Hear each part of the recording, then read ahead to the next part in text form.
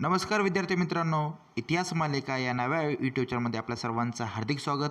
मी आहे निलेश राजेंद्र तरकसे, साने गुरुजी निवासी प्राथमिक माध्यमिक विद्यालय केज येथे सहशिक्षक म्हणून काम करतो.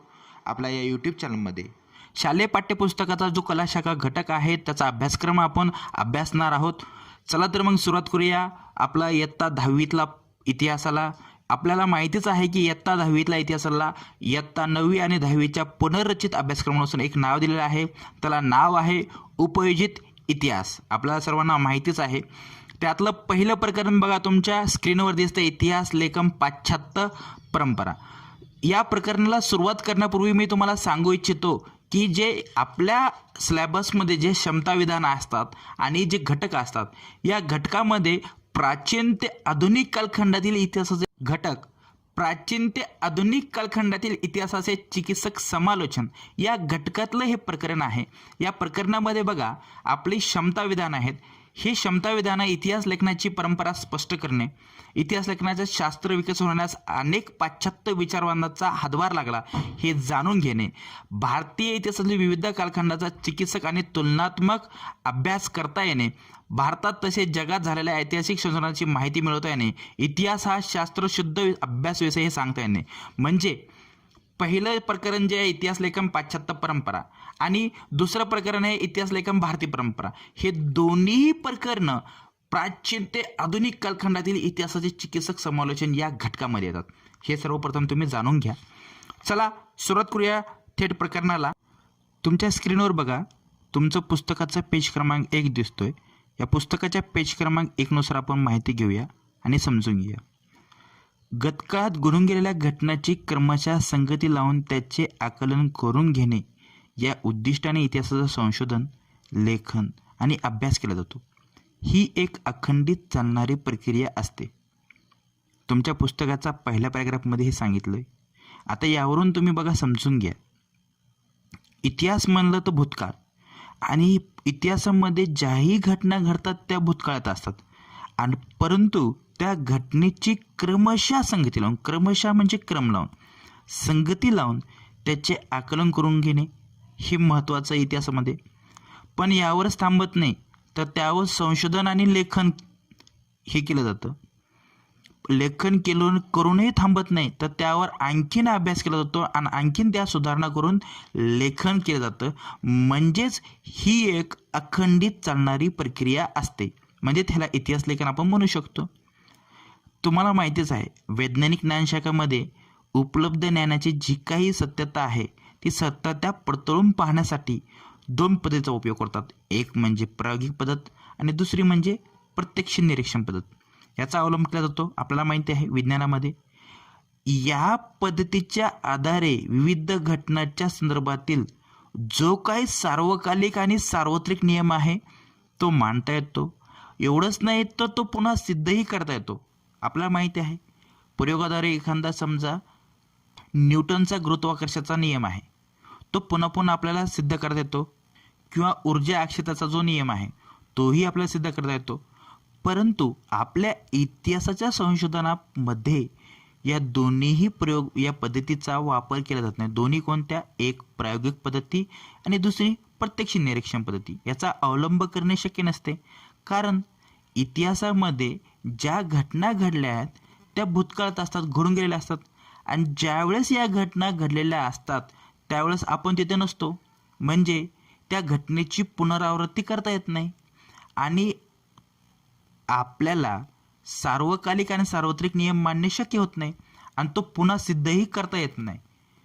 म्हणजे भूतकाळात घडून गेलेल्या ज्या घटना आहेत त्या घटनेच्या वेळेस आपण उपस्थित नसल्यामुळे या दोन्ही पद्धती इथं कार्य करूचा अवलंब आपण इथं करू शकत नाही.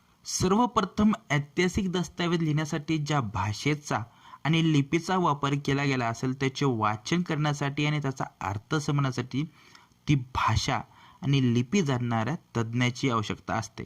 पहा इथे की भूतकाळात एखादी घटना घडली आणि आपल्याला त्यावर आता संशोधन करायचं आणि नंतर त्यावर लेखन करायचं. ठीक आहे, पण ती जी घटना घडलेली आहे त्याचा जो ऐतिहासिक दस्तावेज आहे त्या ऐतिहासिक दस्तावेजावर जी भाषा आहे, ज्या लिपीचा वापर केला आहे ती लिपी आपल्याला अवगत आहे का? नाही.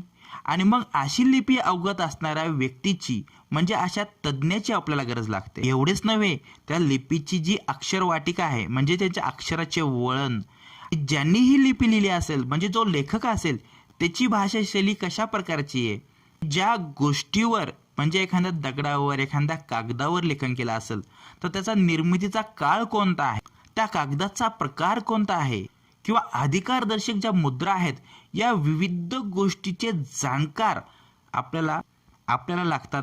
म्हणजेच ते ठरवतात की हे जे दस्तावेज आहेत हे खरे आहेत की खोटे, म्हणजेच अस्सल आहे किंवा नाही, हे ठरवण्यास मदत करू शकतात. बघा परत तुमच्या स्क्रीनवर दिसतोय इतिहास संशोधन पद्धती, एक चार्ट वेब डायग्राम आहे तुमच्या स्क्रीनवर. उपलब्ध ऐतिहासिक माहितीचे संदर्भ तपासणे, ऐतिहासिक माहितीचे संकलन आणि ऐतिहासिक बदलांना कारणीभूत असणाऱ्या प्रक्रियेचे स्वरूप अधोरेखित करणे, त्याचे तुलनिक विश्लेषण करणे, ऐतिहासिक घटनाच्या उपलब्ध माहितीचे स्थलकालात्मक संदर्भ तसेच ऐतिहासिक अभ्यास पद्धतीचा विविध संकलात्मक चौकटीचे आकलन करून घेणे, ऐतिहासिक संदर्भाशी निगडीत योग्य प्रश्नाची मांडणी करणे, संभाव्य परिकल्पना मांडणे, इतिहासाच्या साधनांचे चिकित्सक संशोधन करणे.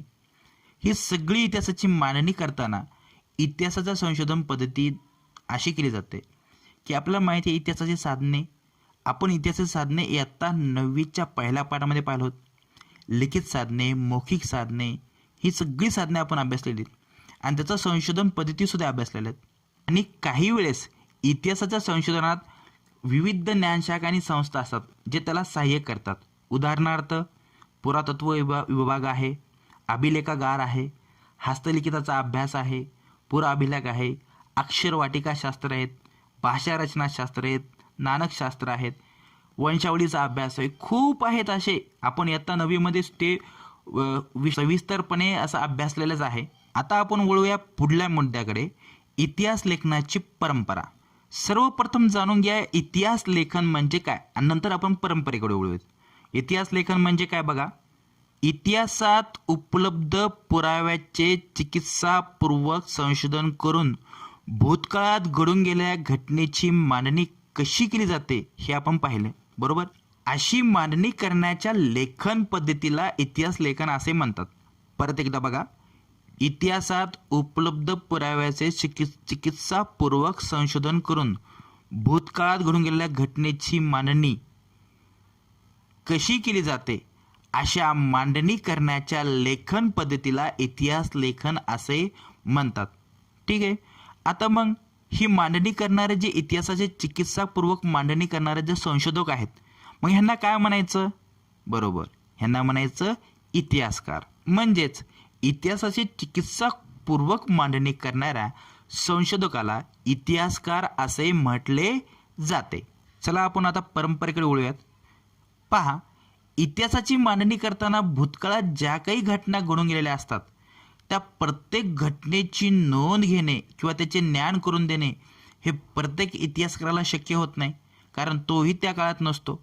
आणि मग आशय मांडणी करताना इतिहासकार काय करत असतो, त्याला कोणत्या घटनेची नोंद घ्यायची किंवा कोणत्या घटनेचं ज्ञान करून द्यायचं यासाठी तो घटनेची निवड करतो. म्हणजे भूतकाळातली जी काही घटना घडली आहे त्याला कोणत्या घटनेविषयी वाचकापर्यंत पोहोचेल याची निवड करतो.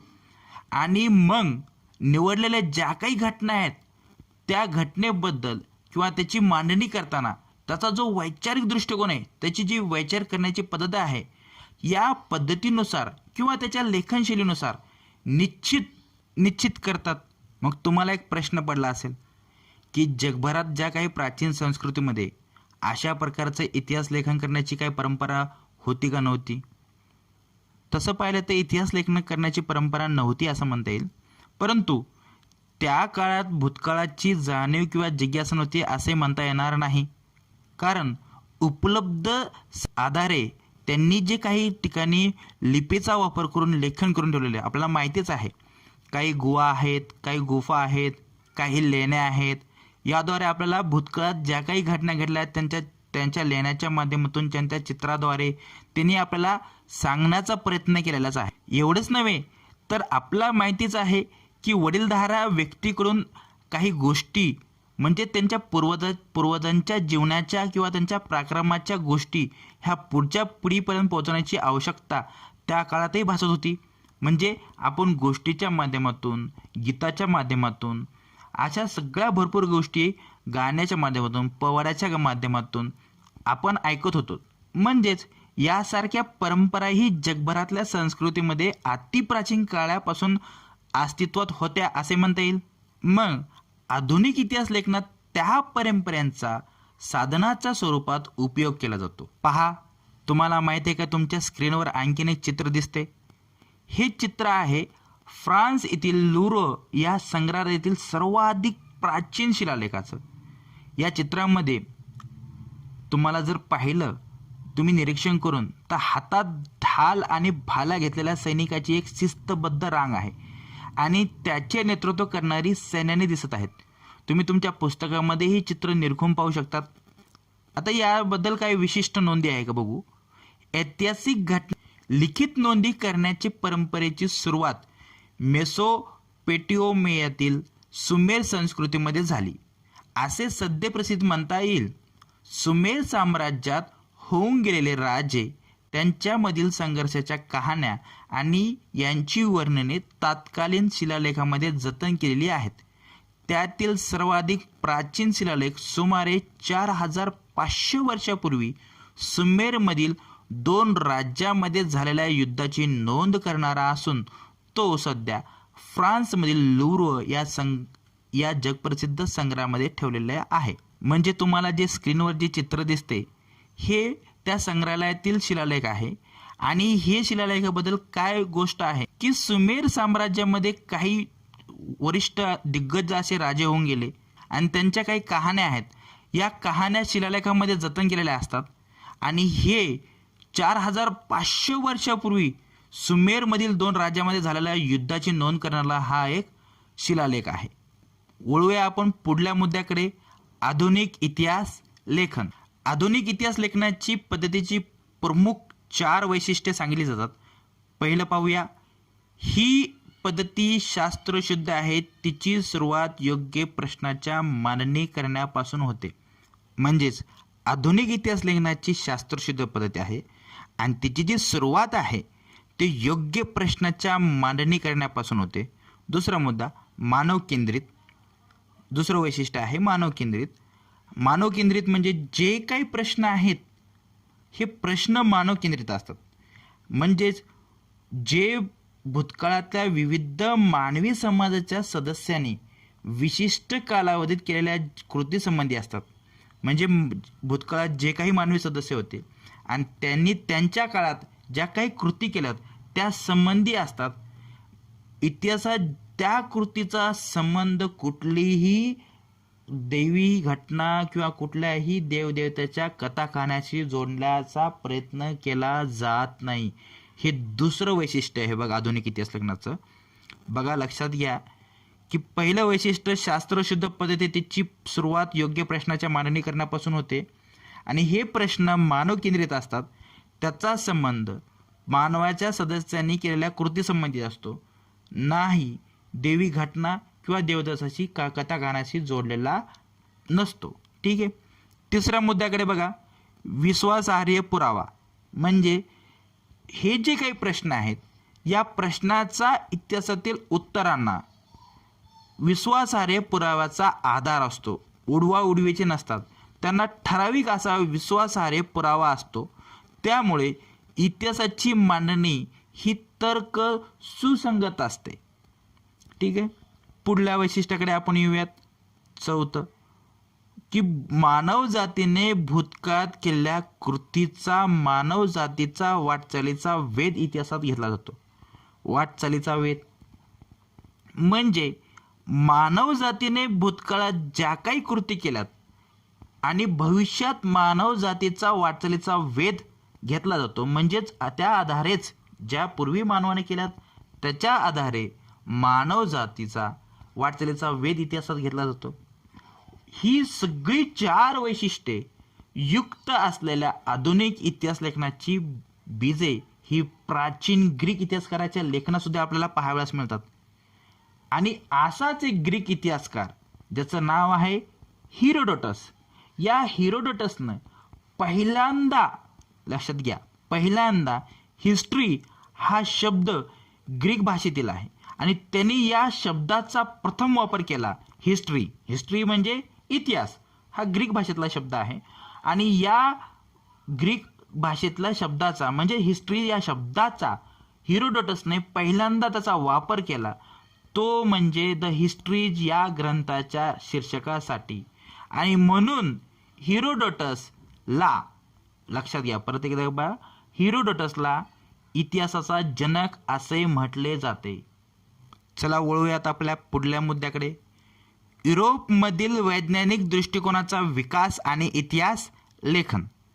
इसवी सनाच्या 18व्या शतकाच्या कालापर्यंत युरोपमध्ये तत्त्वज्ञान आणि विज्ञान या क्षेत्रामध्ये लक्षणीय प्रगती झाली. वैज्ञानिक पद्धतीचा उपयोग करून सामाजिक आणि ऐतिहासिक वास्तवाचा अभ्यास करता येणे ही शक्य झाले, असा विश्वास विचारवंतांना वाटू लागला होता. म्हणजेच इतिहासाला तत्त्वज्ञान आणि विज्ञानाची जोड भेटली आणि या जोडीच्या माध्यमातून त्यांना इतिहास या क्षेत्रामध्ये लक्षणीय प्रगती साधता येऊ लागली आणि मग या ऐतिहासिक वास्तवाचा अभ्यास करता येणे हे त्यांना शक्य वाटले. आणि मग येणाऱ्या पुढील काळात युरोप आणि अमेरिकेमध्ये इतिहास आणि इतिहास लेखन या विषयासंबंधाने खूप विचारमंथन झाले आणि या विचारमंथनामध्ये इतिहास लेखनामध्ये वस्तुनिष्ठतेला महत्त्व येत गेले. म्हणजे वस्तुनिष्ठतेला महत्त्व आल्यानंतर इतिहास लेखन आणखीन प्रभावी होऊ लागले.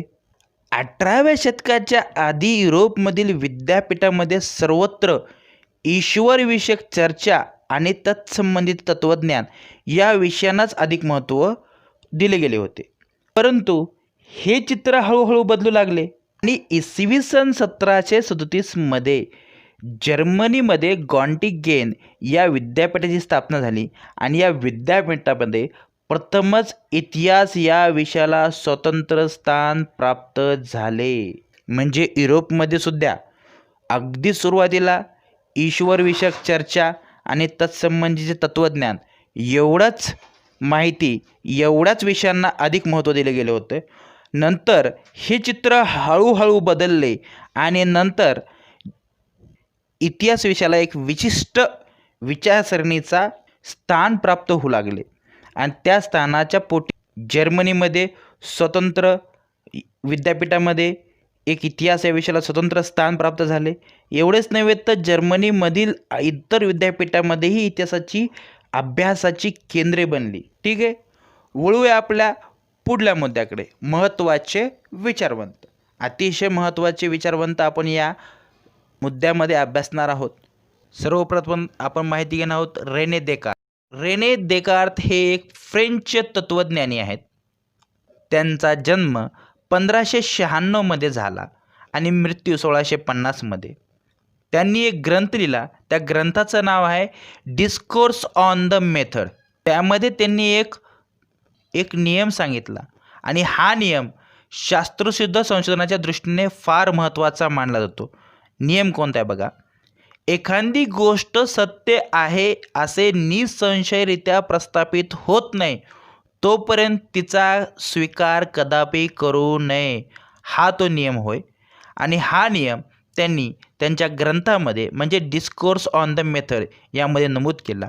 एवढंच नव्हे तर इतिहास लेखनासाठी वापरल्या जाणाऱ्या जी काही ऐतिहासिक साधनाची विशेषता खास करून कागदपत्राची विश्वासार्हता तपासून घेणे आवश्यक आहे असे मत मांडणारे ते अग्रभानी फ्रेंच तत्त्वज्ञ होते. ठीक आहे, वळूया आपण पुढल्या विचारवंताकडे. वॉल्टेअर. वॉल्टेअर हे सुद्धा फ्रेंच तत्त्वज्ञानी होते. त्यांचा जन्म 1694मध्ये तर मृत्यू 1778मध्ये झाले. त्यांचे मूळ नाव होते फ्रान्सवा मरी अरियू असे नाव होते आणि वॉल्टेअर यांना आधुनिक इतिहास लेखनाचा जनकसुद्धा म्हणतात. आता आधुनिक इतिहासाचा जनक का म्हणतात ह्याचं कारण तुम्हाला इथं स्पष्ट म्हणजे कळेल तुम्हाला. त्यांनी एक मत मांडलं होतं, या फ्रेंच तत्त्वज्ञांनी इतिहास लेखनासाठी केवळ वस्तुनिष्ठ सत्य आणि घटनाचा कालक्रम एवढ्यावरच लक्ष केंद्रित न करता तत्कालीन समाजाच्या परंपरा, व्यापार, आर्थिक व्यवस्था, शेती इत्यादी गोष्टीचा विचार करणे आवश्यक आहे हा विचार मांडला. आणि त्यामुळे इतिहासाची मांडणी करताना मानवी जीवनाचा सर्वांगीण विचार व्हायला हवा हा विचार पुढे आला. म्हणजे इतिहास लेखनामध्ये आमूलाग्र बदल झाला. पूर्वी फक्त वस्तुनिष्ठ सत्य आणि घटनाचा कालक्रम एवढ्यावरच लक्ष केंद्रित केले जात होते. पण त्यांनी नंतर स्पष्ट केलं की त्या समाजाच्या ज्या समाजाचा आपण इतिहास लिहितोय त्या समाजाच्या परंपरा कशा होता, त्यांचा व्यापार कसा होता, त्यांची आर्थिक व्यवस्था कशी होती, त्यांची शेती कशी होती, ती पद्धत कशी असते, हा विचारामुळे पुढे इतिहासाची मांडणी ही मानवी जीवनाशी संलग्न झाली. आणि त्यामुळे त्यांना आधुनिक इतिहास लेखनाचा जनक असे म्हणतात. पुढल्या विचारवंताकडे येऊयात. जॉर्ज विल्यम फ्रेडरिक हेगल हा एक जर्मन तत्त्वज्ञ आहे. त्याचा जन्म 1770मध्ये तर मृत्यू 1831मध्ये झाला. ऐतिहासिक वास्तव शास्त्रशुद्ध पद्धतीने मांडले गेले पाहिजे यावर जॉर्ज विल्यम फ्रेडरिक हेगल यांनी मत दिले. इतिहासातल्या ज्या काही घटनाक्रम आहेत हा प्रगतीचे टप्पे दर्शवणारा असतो आणि त्यामुळे इतिहासाची मांडणी इतिहासकाराला वेळोवेळी उपलब्ध होत असलेल्या पुराव्याच्या आधारे बदलत जाणे स्वाभाविक असते असे प्रतिपादन त्यांनी केले. त्यांच्या या विवेचनामुळे इतिहासाच्या अभ्यास पद्धती विज्ञानाच्या पद्धतीपेक्षा वेगळ्या असल्या तरी त्या कमी प्रतीच्या नाहीत अशी अनेक तत्त्वज्ञानाची खात्री पटली. त्यांनी एक ग्रंथ लिहिला. त्या ग्रंथाचं नाव आहे इन्सायक्लोपीडिया ऑफ फिलॉसॉफिकल सायन्सेस. या ग्रंथामध्ये त्यांची व्याख्याने आहेत, त्यांचे लेख संकलन केले आहेत. हेगलने लिहिलेले रिझन इन हिस्ट्री हे एक प्रसिद्ध पुस्तक आहे. हेगलबद्दल एक विशिष्ट माहिती इथं दिलेली आहे की कोणत्याही घटनेचा अर्थ लावण्यासाठी त्याची वर्गवारी 2 विरोधी प्रकारात करावी लागते. म्हणजेच खरे खोटे, चांगले वाईट या पद्धतीला आपण डायलेक्टिक्स म्हणजे द्वंद्ववाद असे म्हणतो. असे का? तर मानवी मनाला त्या घटनेचे आकलन होत नाही तोपर्यंत आपण कोणतीही गोष्ट स्वीकारत नाही. मग असा जर आपण द्वंद्ववाद केल्यानंतर जे काही आपल्याला सार मिळेल त्या साराच्या आधारे आपण ती गोष्ट स्वीकारू शकू. म्हणजे एक सिद्धांत कोणी मांडला त्याला दुसऱ्यानं प्रतिसिद्धांत मानला जातो आणि या दोन्ही सिद्धांताच्या तर्काधिष्ठित उहापोहानंतर म्हणजे त्या दोघांचे सार जास्त सामावलेले आहे त्या सिद्धांताच्या समानात्मक मांडणी केली जाते आणि ही आपण स्वीकारतो. ठीक आहे. पुढल्या विचारवंताकडे आपण वळूयात. त्याचं नाव आहे लिओपॉल्ड व्हॅन रँके. यांचा जन्म 1795 ते 1886मध्ये झाला. त्यांनी the theory and practice of history and the secret of world history हे ग्रंथ लिहिले आणि या ग्रंथामध्ये विविध लेखाचे संकलन आहे. त्यांचा विचाराचा प्रभाव हा बर्लिन विद्यापीठामध्ये होता. एवढंच नव्हे तर जी इतिहासाची चिकित्सक पद्धती आहे ती कशी असावी यावर त्यांनी सांगितले. त्यांचे मत असे होते की मूळ दस्तऐवजाच्या आधारे प्राप्त झालेली माहिती ही सर्वाधिक महत्त्वाची आहे आणि अशा ऐतिहासिक घटनांचा संबंध असलेल्या सर्व प्रकारची कागदपत्रे आणि दस्तऐवज यांचा कसून शोध घेणे अत्यंत महत्त्वाचे आहे असे त्यांनी सांगितले. मग अशा पद्धतीने ऐतिहासिक सत्यापर्यंत पोहोचता येणे शक्य आहे असा विश्वास त्यांनी व्यक्त केला. इतिहास लेखनातली जी काल्पनिक होती म्हणजे काल्पनिकतेवर त्यांनी टीका केली.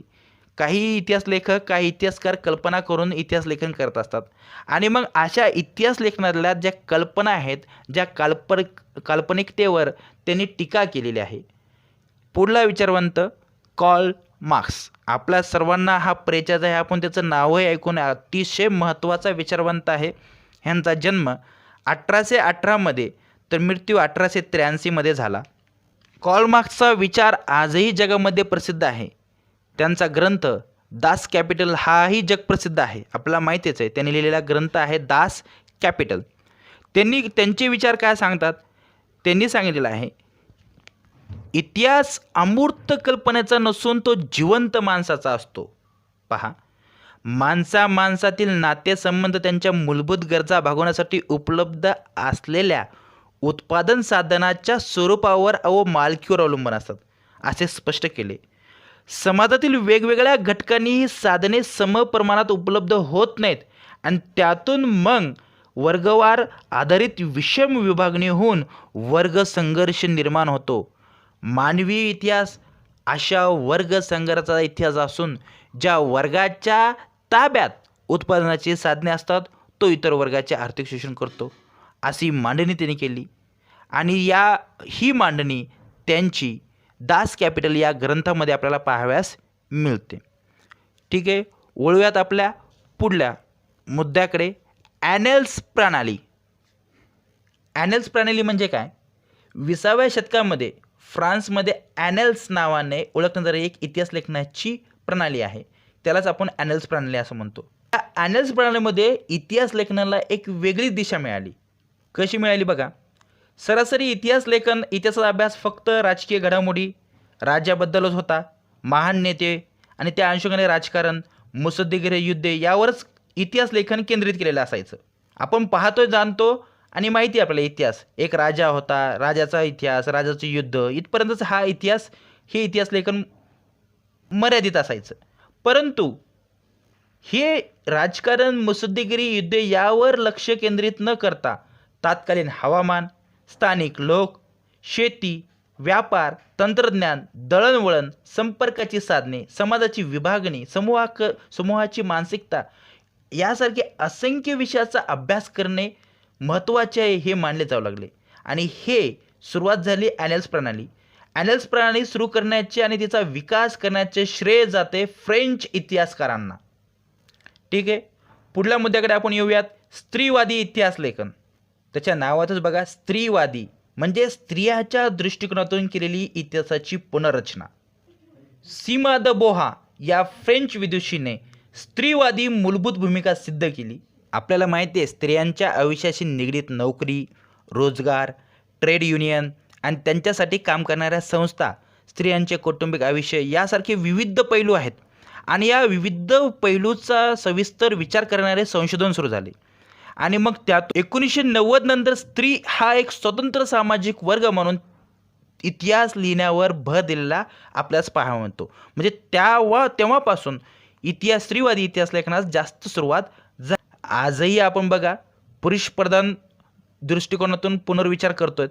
आणि मग या पुरुषप्रधान दृष्टिकोनाचा पुनर्विचार करण्यावर भर दिला गेला, कारण स्त्रीचं एक वेगळं स्थान आहे आणि ते आपल्याला पाहावयासही मिळते. म्हणून स्त्रीवादी इतिहास लेखनाला महत्त्व प्राप्त होत गेले. मायकल फुको यांचा जन्म 1926 तर मृत्यू 1984 झाला. हे एक फ्रेंच इतिहासकार आहेत. त्यांनी आर्कॉलॉजी ऑफ नॉलेज हा ग्रंथ लिहिला आणि त्यांच्या लेखनातून एक नवी संकल्पना पुढे आली. इतिहासाच्या कालक्रमानुसार अखंड मांडणी करण्याची पद्धत चुकीची आहे असे त्यांनी प्रतिपादन केले. पुरातत्वामध्ये अंतिम सत्यापर्यंत पोहोचणे हे उद्दिष्ट नसून भूतकाळातील स्थित्यांतराचे स्पष्टीकरण देण्याचा प्रयत्न असतो, याकडे त्यांनी लक्ष वेधले. म्हणजे ही नवीन संकल्पना त्यांनी पुढे आणली. फुको यांनी इतिहासातील स्थित्यांतराचे स्पष्टीकरण देण्यावर भर दिला, म्हणून त्यांनी या पद्धतीला ज्ञानाचे पुरातत्व असे म्हटले जाते. इतिहासकारांनी पूर्वी कधीही विचारात न घेतलेल्या, म्हणजेच उदाहरणार्थ बघा, मनोविकृती, वैद्यकशास्त्र, तुरुंग व्यवस्था यासारखे विषय त्यांनी कधीही विचारात न घेतलेले, त्यांच्या दृष्टिकोनातून ते पुढे आले. त्यांच्या दृष्टीतून तो विचार केला. अशा आधुनिक इतिहास लेखनाची व्याप्ती अशा रीतीने सतत विस्तारत गेली. साहित्य क्षेत्रात स्थापत्य, शिल्पकला, चित्रकला, संगीतकला, नृत्यकला, नाट्यकला, इव्हन चित्रपट सृष्टी, दूरदर्शन यासारख्या विविध विषयाचे स्वतंत्र इतिहास लिहिले जाऊ लागले. अशा प्रकारे आपलं हे पहिलं प्रकरण आपण पाहिलं, अभ्यासलं. समजून घ्या, जाणून घ्या आणि व्हिडिओ आवडल्यास लाईक करा, कमेंट करा, शेअर करा. Thank you for watching the video. धन्यवाद.